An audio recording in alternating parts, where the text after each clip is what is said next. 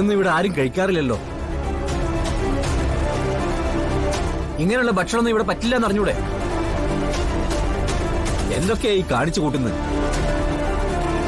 ഈ വയസ്സാം കാലത്ത് അമ്മയ്ക്ക് ഇതിന് വല്ല ആവശ്യമുണ്ടോ? അതോ കരുതിക്കുട്ടി ഞങ്ങളെ ദ്രോഹിക്കാൻ വേണ്ടിയാണോ?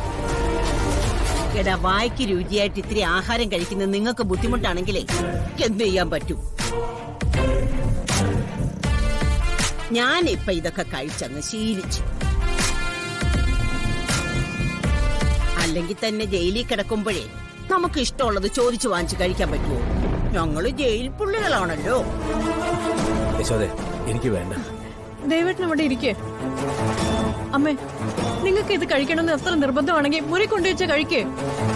ഞങ്ങൾ എന്തിനാ മുറിയിൽ ഒതുങ്ങിക്കൂടുന്നേ? ഞങ്ങൾക്ക് ഇവിടെ ഇരുന്ന് തന്നെ കഴിക്കണം.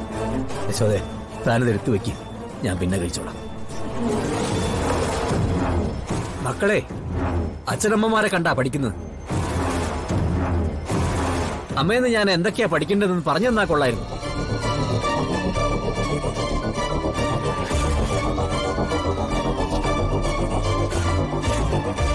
തൃപ്തിയായല്ലോ നിങ്ങക്ക്? ആകെ ദേവേട്ടൻ കുടിക്കുന്ന ഇത്തിരി കഞ്ഞിയാ. അതോടെ മുടക്കിയപ്പോ സമാധാനമായല്ലോ. ഈ കഞ്ഞി വേണ്ടാത്തവർ എഴുന്നേറ്റ് പോയി. ഈ ആഹാരങ്ങളൊന്നും അവൻ കണ്ടിട്ടില്ലല്ലോ. കണ്ടപ്പോ കൊതി തോന്നിയിട്ടുണ്ടാവും. ഓ, ആ കണ്ടുപിടിക്കൽ നന്നായി. ദേവേട്ടൻ ഇതൊക്കെ ആഗ്രഹിച്ചാണല്ലോ ജീവിക്കുന്നത്.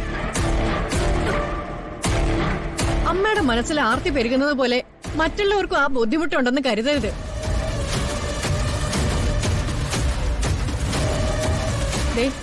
ദേവേട്ടനെ കുറിച്ച് ആവശ്യമില്ലാത്ത വല്ലതും പറഞ്ഞ എനിക്ക് ചിലപ്പോ നിയന്ത്രിക്കാൻ പറ്റിയെന്ന് വരില്ല.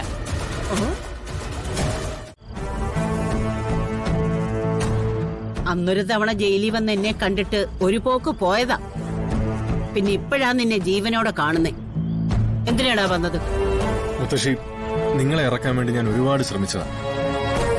അന്നവര് അനുമതി തരണ്ടേ? നീ അങ്ങ് ഒരുപാട് ശ്രമിച്ചു. എന്നിട്ട് നീ വന്നതുകൊണ്ടാണല്ലോ ഞങ്ങൾ പുറത്തിറങ്ങിയത്. ഞാൻ നിങ്ങളുടെ കൂടെ നിന്നില്ലെന്ന് നിങ്ങക്ക് പറയാൻ പറ്റുമോ? പ്രിയങ്ക പറഞ്ഞു സിനിമയിൽ അഭിനയിക്കണമെന്ന്. അടുത്ത ദിവസം തന്നെ ആ ഡയറക്ടറിന്റെ കൈയും കാലും പിടിച്ച് ഞാനത് ശരിയാക്കി തന്നില്ലേ? പ്രിയങ്കയുടെ കഷ്ടകാലത്തിന് അതെങ്ങനെ സംഭവിച്ചു?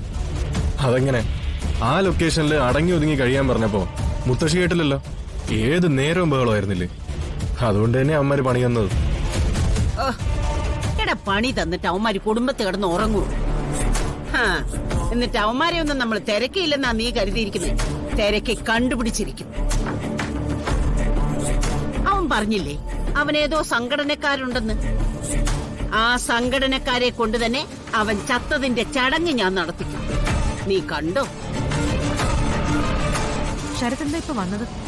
പ്രിയങ്ക ഇപ്പൊ വലിയ ആളായി പോയില്ലേ? ഡിവോഴ്സ് ഒപ്പിട്ട് കൊടുത്തതും വലിയ കാശുകാരി ആയതൊക്കെ ഞാൻ കുറച്ചു മുമ്പേ അറിഞ്ഞു. അതുകൊണ്ട് ശരത്തിന് വല്ല പൈസക്ക് ആവശ്യമുണ്ടോ? ഞാൻ എന്തെങ്കിലും തരണോ എന്ന് ചോദിച്ചാൽ ഒരു പൈസ പോലും ഞാൻ തരില്ല ശരത്തെ. നീ എന്റെ കയ്യിൽ നിന്ന് വെട്ടിച്ചോണ്ട് പോയ പണത്തിന്റെ കണക്കേ എന്റേലുണ്ട്. പക്ഷേ ഈ പ്രിയങ്കയുടെ തലവര കോടീശ്വരി ആവാൻ തന്നെ ആയതുകൊണ്ടാ ഇപ്പൊ 25 കോടി എന്റെ കയ്യിൽ വന്നിരിക്കുന്നത്.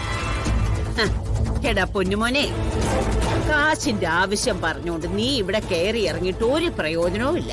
തരില്ല എന്ന് പറഞ്ഞാ തരില്ല. വണ്ടി വിട്ടോ. ശരത്തെ, ഞാനൊരു ബിസിനസ് തുടങ്ങുന്നതിനെ പറ്റി ആലോചിക്കുന്നുണ്ട്. കുറച്ച് വൈഡായ രീതിയില്. അങ്ങനെ എന്തെങ്കിലും തുടങ്ങുമ്പോ പറ്റിയാ നിനക്ക് അവിടെ ഒരു ജോലി തരാം. അതിന് ജോലി കൊടുക്കാൻ ഇവന് പഠിപ്പും വിവരം വല്ലതും ഉണ്ടോ? സിനിമാക്കാരുടെ ഇടയിൽ വായും പൊളിച്ച് നിൽക്കാനല്ലാതെ ഇവനെ കൊണ്ട് എന്തിനു കൊള്ളാം? എന്തെങ്കിലും തുടങ്ങുമ്പോഴേ സെക്യൂരിറ്റി ആയിട്ട് പിടിച്ചു നിർത്താം. അതെങ്കിലും മര്യാദക്ക് ചെയ്യുവോ? അല്ല, പ്രിയങ്ക എന്ത് ബിസിനസ്സാ ചെയ്യാൻ പോകുന്നേ? എന്താന്ന് തീരുമാനിച്ചിട്ടില്ല. ഒരേ സമയം സിനിമയും ബിസിനസ്സും ഒന്നിച്ചു കൊണ്ടുപോകാനാ ഞാൻ ഉദ്ദേശിക്കുന്നത്. അപ്പോ ഒരു സെലിബ്രിറ്റി ബിസിനസ് ആവുമല്ലോ. സിനിമയിൽ ഇനി പ്രിയങ്കയ്ക്ക് ചാൻസ് കിട്ടുമെന്ന് കരുതുന്നുണ്ടോ? മയക്കുമരുന്ന് കേസിലാകപ്പെട്ടത് എല്ലാവർക്കും ഇപ്പൊ ഇൻഡസ്ട്രിയിൽ അറിയാം. അവരാരും പ്രിയങ്കയ്ക്ക് ഒരു ചാൻസ് തരില്ല. തന്നില്ലെങ്കിൽ വേണ്ടടാ. അവിടെ പോയി അഭിനയിച്ച 5-10 ലക്ഷം രൂപ കിട്ടും. ഇതേ 25 കോടിയാ ബാങ്കിൽ കിടക്കുന്നേ.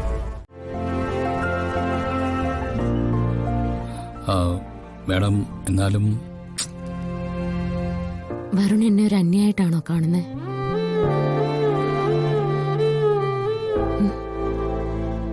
ഞാനും ഈ കുടുംബത്തിലെ അംഗമാണെന്ന് എല്ലാരും പറഞ്ഞിരുന്നു.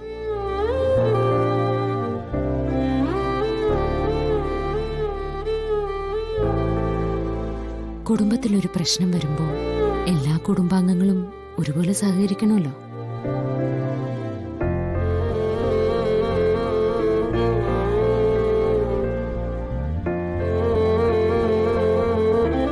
എന്റെ മോളിവിടെയാ, ഇവിടത്തെ മോളാ.